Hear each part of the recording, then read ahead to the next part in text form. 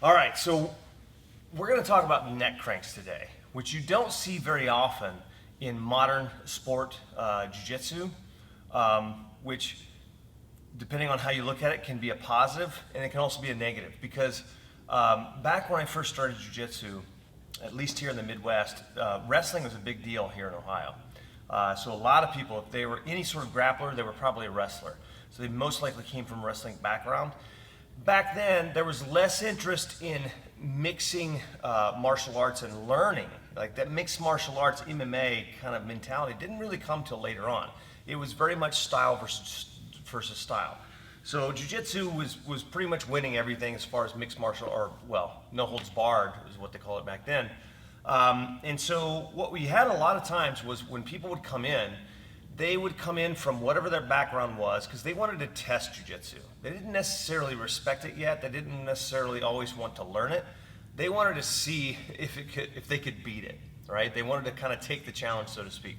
So in that time, not only were neck cranks very prevalent in jiu-jitsu itself, but they were very prevalent for folks like wrestlers who came in and they wanted to, they didn't really have the knowledge or even the want. They didn't even want to necessarily try to pass the guard. They just wanted to kind of beat the person up, the whole ground and pound, era. And a lot of what they would do sometimes was reaching up, grabbing the neck and cranking on it.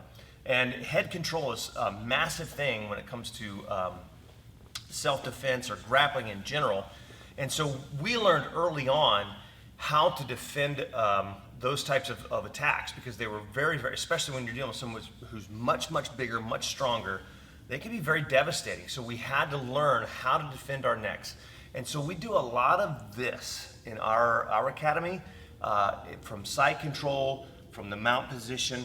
We defend with our arms in close. You see a lot of modern sportive aspects. Not that there's anything wrong with it. You see a lot of underhooks and things like that. The problem is that if you're not training how to defend the neck cranks, they can really become a problem. And so modern sport jiu-jitsu doesn't allow the neck cranks. And in some ways it's safer, but in some ways it's sort of a disservice. You really need to know how to defend somebody wrapping your neck. So let me give a couple examples of the neck cranks. And one of the most common ones was I'll have you in the guard, please. So one of the most common is if you are a wrestler, and especially if you're bigger and stronger than your jiu-jitsu practitioner friend, you probably had the chance, or most likely you were on top, okay, and you probably were ending up in this position. So what you saw a lot of back then was a lot of this, the can opener, okay, and so you still see there's even some attacks in jiu-jitsu where even with the gi you'll see people still try to attack inside the guard. Generally it's a bad idea, but if this person doesn't know how to properly defend themselves, it can be a real problem. So you have to be able to protect your spine. So let's talk about the neck crank here first. Let's have you on the top. All right, the most important concept here is not letting your neck get wrapped, okay? Being sensitive. And look at it the same way you would as defending a strike, okay? Would I let the person strike me in the face? No. Would I let him grab my head? No. I don't want him to. It's one of the reasons I have pretty ears still, okay? So here, as soon as I feel or sense the guy reaching forward towards my neck, I want to swim inside. So both hands come forward. Okay. You see how I'm reaching inside. Now, you see a lot of defenses where the person gets here, like they're already here, and you'll see some people reaching like this and pushing up.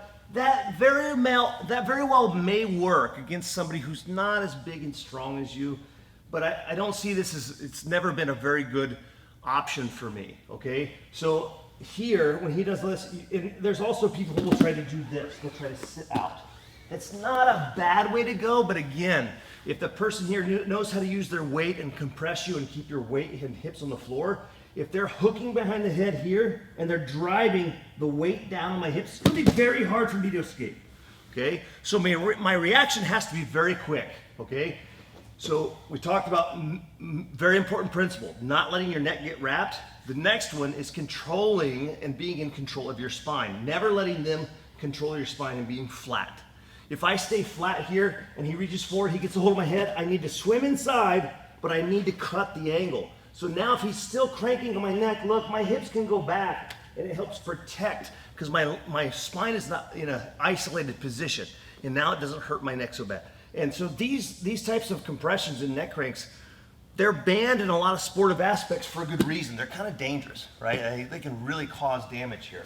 Okay, so let's go back again. So he reaches forward to grab I swim inside, and whichever side I'm swimming inside, he's gonna try to lock this down.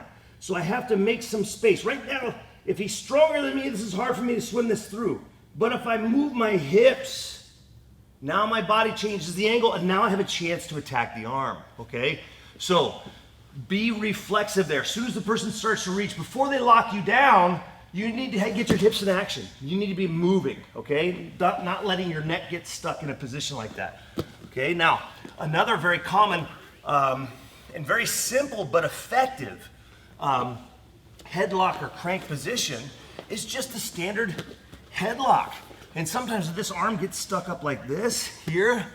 Okay, the person can sit through. We've seen positions like this. I think this is very similar to what Josh Barnett did to Dean Lister, where he wrapped up the head like this and sat through and cranked, and there's a lot of compression, not just on the neck. You feel a lot of compression on your chest, right? Mm-hmm. Hard for you to breathe, okay? But there still is a lot of, stress on the neck, okay? So not letting our neck get wrapped is critical. So let's switch positions here.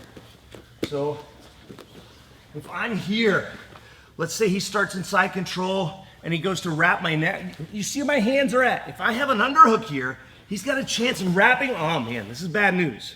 Okay, especially when he pulls this elbow up. This is a world of hurt against a guy who knows how to use this position.